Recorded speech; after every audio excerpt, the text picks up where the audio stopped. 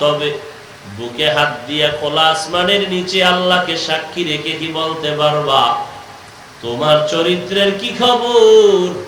তুমি এই বয়সে কতটা মেয়ের চরিত্রে হামলা করেছো, কতটা মেয়ের পিছনে তোমার বাবার টাকা চুরি করে ব্যয় করেছো। আরে নবীর উম্মত যুবক, তুমি এই বয়সে কতটা মেয়ের সতীত্ব নষ্ট করেছো। তোমার মা বাবা ভাই বোন কেউ জানে না, আমার আল্লাহ জানেন। আল্লাহ বলেন, বান্দা এত অন্যায় করার পর বাহাদুরি করিস না, ওই নমরুদ হামান ফেরাউনের মতো ধ্বংস হয়ে যাবি। তওবা কর, গলায় ছুরি আসবে আর গুনাহ করবি না। আল্লাহ মুহূর্তে তোমার তওবা কবুল করে জান্নাতের মেহমান বানায় দিবে।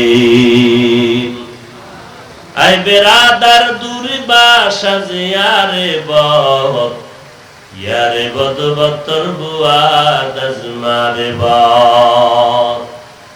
লাকাদ কানা লাকুম ফি রাসূলিল্লাহি উসওয়াতুন হাসানাহ, তোমাদের জন্য রাসূলের মধ্যে রয়েছে উত্তম আদর্শ।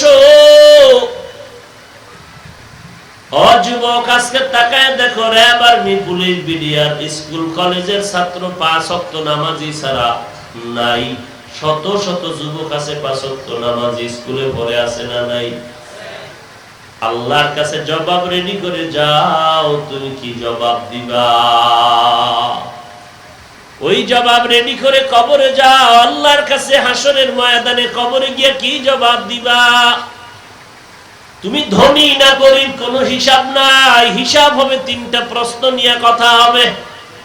1 নম্বরে রবের পরিচয় দাও, 2 নম্বরে ধর্মের পরিচয় দাও, 3 নাম্বার রাহমাতুল লিল আলামিনের পরিচয় দাও। এই 3 প্রশ্ন, কে পীর, কে মুরিদ, কে আলেম, কে মূর্খ, কে শিক্ষিত অশিক্ষিত, কে যুবক, কে বুড়া, কবরে গেলে কোনো প্রশ্ন করা। প্রশ্ন হবে আমার জন্য যা আপনার জন্য তা। কয়টা প্রশ্ন হবে? 1 নম্বরে রবের পরিচয় দাও, 2 নাম্বার ধর্মের পরিচয় দাও, তৃতীয়ত বান্দা তুমি রাহমাতুল লিল আলামিনের পরিচয় দাও।